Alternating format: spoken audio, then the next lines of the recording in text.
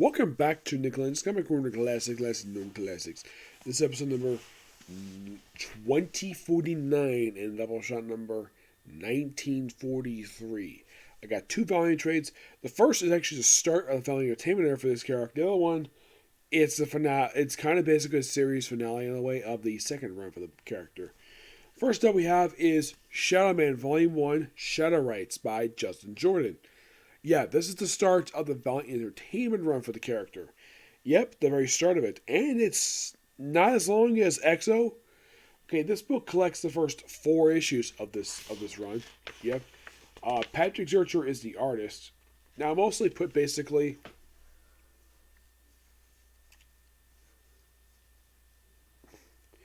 in these issues here, we have the introduction of Jack Boniface, aka Shadowman. We see his debut here. And we pretty much see the way this is just a lot of setup for him we see over the course of several volumes he's had since this book came out. Like the Dark Side, which they had like a mini series out there recently, and just a lot of stuff here. Basically, just a lot of setup. And we also have a supporting cast here. Great stuff here. I think Shadowman basically as a character could last longer. But if you're curious though, how long did this run last for? Because this was the very first run of Valiant under, well, Valiant Entertainment, obviously. Yes.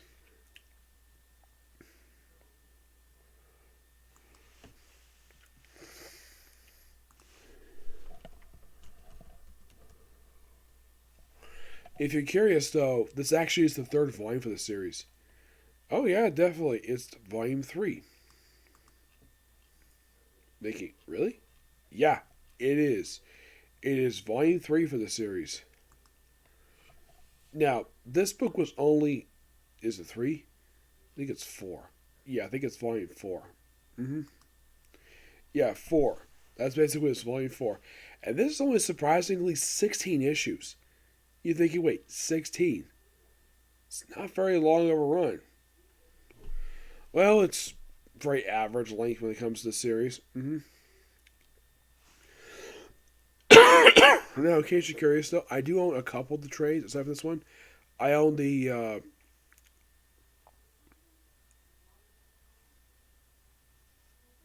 own a couple more trades. This one is about 3. Yeah. Excuse me.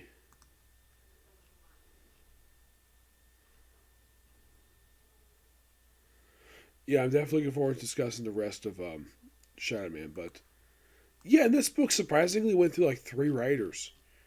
Yeah, first you had Justin Jordan, obviously, for the start. But Justin Jordan was not here very long. Oh, no. He was not here, well, not really long per se. He's only here for the first 9 issues, and he leaves with issue number 10. Excuse me. Where he's replaced by...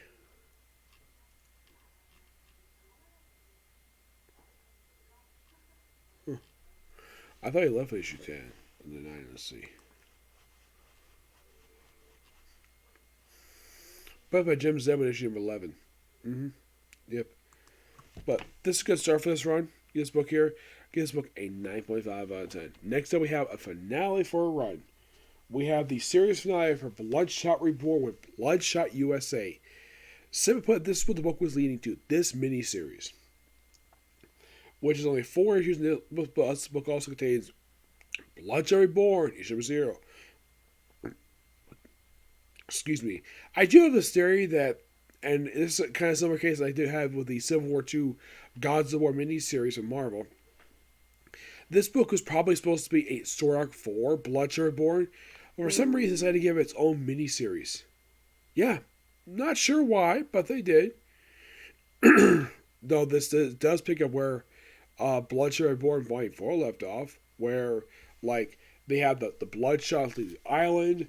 We have basically a wrap up of the character Death Knight, where she is like taking down Project Rising Spirit, and the dissident public does not know anything about it. Basically, it's also a pandemic, basically epidemic in New York where people are turning to Bloodshots. Yep.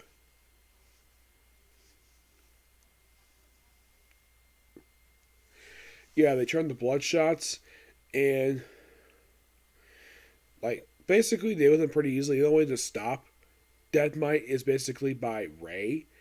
And despite the fact that he also showed a little of the childhood, so he basically tells Magic before he flies off with Death Might, aka K. He says, "I will come back to you."